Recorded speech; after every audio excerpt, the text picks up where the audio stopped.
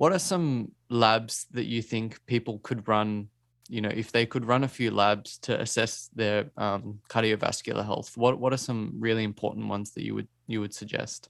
Yeah, well, I do want to make sure we dive into this because, there's a lot of holistic cardiologists out there who recommend coronary calcium scans, coronary CT scans to assess the coronary artery disease or calcification, if you will. I never have ordered that test. I never will order that test.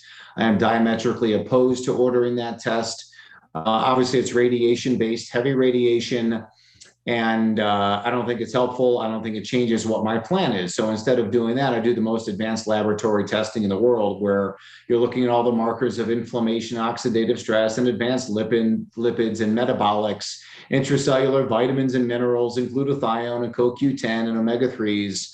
But something I think also is a 21st century crisis, which deserves a lot more attention than and not to minimize these other things, but deserves more attention than EMF, toxic metals, whether or not we should ground or, supplements. And that's a subject of mold and mold mycotoxins. Mold mycotoxins are released from the mold. These indoor molds that are growing in water damaged buildings. So, including your home. So as water damages from under a sink or a toilet or a shower and laundry machine, your dishwasher, this water damage that occurs leads to mold growth. Mold wants to survive, so it releases its Army, Navy, Air Force, Marines. Those are mycotoxins. We do urinary mold mycotoxins on people, and just about everybody has significant levels.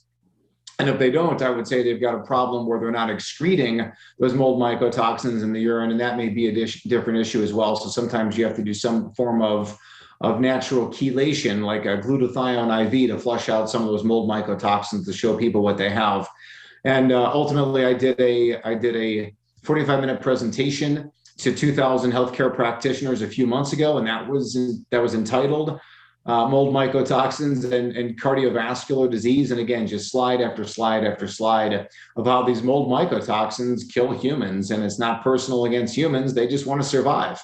So the weapons that the mold has developed to get rid of insects and other bacteria and other molds, for that matter, they're trying to protect themselves. And in the protection of themselves, they injure humans. And again, what's lurking under the walls, under the shower, under the sink, under the toilet, could literally kill you. So again, test, don't guess, figure out the levels there. Other environmental toxins that we also test for, right? So pesticides, phthalates, parabens, VOCs, BPA, and plastic levels.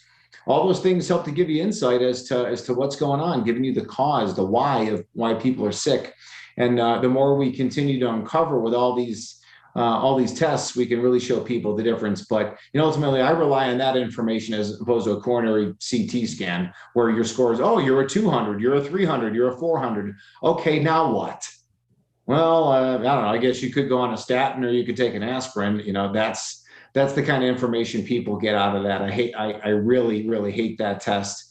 And it's unfortunate because a lot of holistic providers promote it. And it's just the wrong move.